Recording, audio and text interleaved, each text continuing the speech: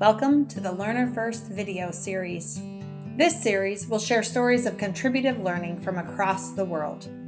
Contributive learning is the development of self-understanding, connection, knowledge, and competencies. At the Learner First, we believe that we experience the greatest sense of wellness and fulfillment when we're able to contribute to people's lives and the world.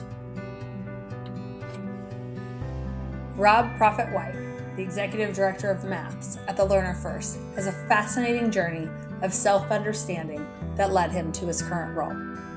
In this video, we will hear a bit about Rob's personal journey of understanding who he is, where he fits in the world, and how he is contributing to the world in positive ways. This journey starts when he was in primary school. And maths was obviously for me just sums, adding, subtracting. Maths to me was sitting at a desk on my own and filling in worksheets, not obviously understanding sometimes why some answers I'd get a tick and some answers I get a cross, queuing up by the teacher's desk, waiting to get my book marked, worrying to either I get a happy smiley face sticker or a sad face sticker. So as a maths student, primary, I was just a absorber of information, and I would just replicate and regurgitate what was sent back and hope for the best. Secondary, foundational skills, then a bit worried about being anxious about maths. I just had to get through it. I threw myself into languages and English and humanities, but maths, it had to be done.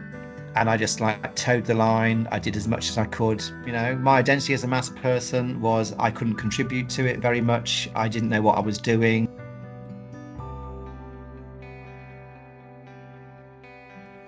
Went straight to the Middle East. I wanted to choose teaching to travel the world. So I went straight to Kuwait for a year, ended up staying 11. Back to my first teaching years of maths, I would be classed as what would be a traditional teacher. I was very much drill, fill them up, score sheets on the walls. But that's what we did, you know, giving them scores, going through the motions. If they didn't understand it, I'd question, why don't you understand? I've taught it. And it wasn't till the end of that 10 years when I went to a bit of high school and met some of my kids again from before, I had the unique position of reflecting when a lot of them said, we didn't actually like all that, which was quite, what do you mean? But at the time, oh yeah, we just, you know, we went through the motions, Rob, you know. And it was like a lot of them had forgotten stuff, and it just made me reflect. My next door neighbour used to be a bit of a maths professor at a university, so he would help me once a week, and that was brilliant. You know, he would help me, he'd take away my anxiety. He used to draw, and I remember then thinking, wow, the power of drawing, you know, just explaining it. And he would sometimes give me examples and non-examples, and my brain reacted well to that, because he would sort of say, this is why it works, this is why it doesn't work. And he would say to me that showing you why it doesn't work is as important as why it does work. I did a degree in business, and my horror when I was told that the first element of business was going to do calculus, and I was like, oh my goodness. But I noticed that choosing to study business, it's got a purpose, it's got a context, I can understand it. I wasn't proficient by any means, but I wasn't as anxious, and I was sort of like willing to learn, because suddenly it made a bit more sense to me. It's more than just, you know, procedural. You've got to have what's called declarative conceptual understanding, which is representation. And I thought back to that Bill professor, thinking, wow, my mind went, this is something I should start doing with these kids to see if it makes a difference. So that was like, I'm now into my 10th year of teaching before this penny drops, because I'm now in a school where it's just exploring discovery. And it had elements where some kids really got into that. But I noticed that the standard of, say, basic maths, it wasn't as good. Kids were falling back, and I thought, there's more engagement, but there's not any academic engagement. Maths is just being done. I started sharing these ideas with other teachers in the school, and they latched onto them because they too were nervous about maths and doing it. But when they saw another entry point where the kids were maintaining the level of maths, but were enjoying the experiences a bit more.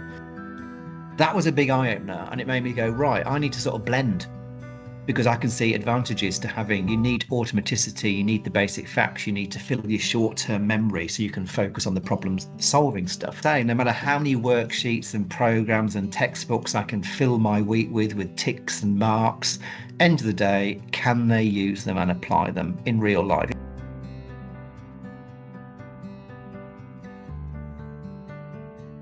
Very first day of this new job, we went to one school and we went to a staff meeting, and the teachers were sat in this room with their arms crossed, and one of the teachers looked up and said, "Oh, so you're the people to come and tell us how to do our job."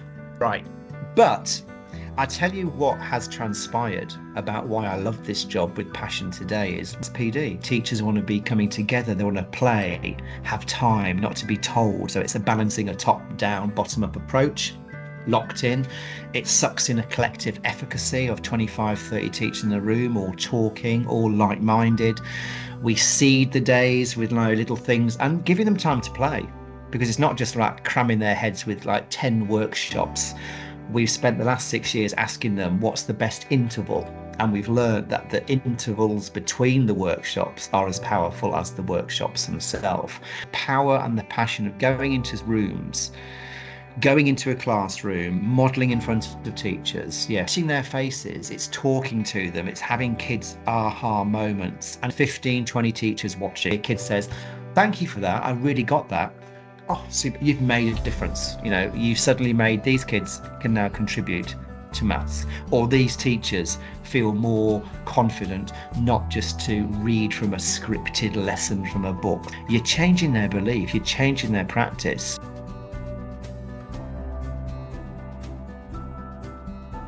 Have a team now of people and we're all doing that together. It's great, yeah. It's a rewarding position.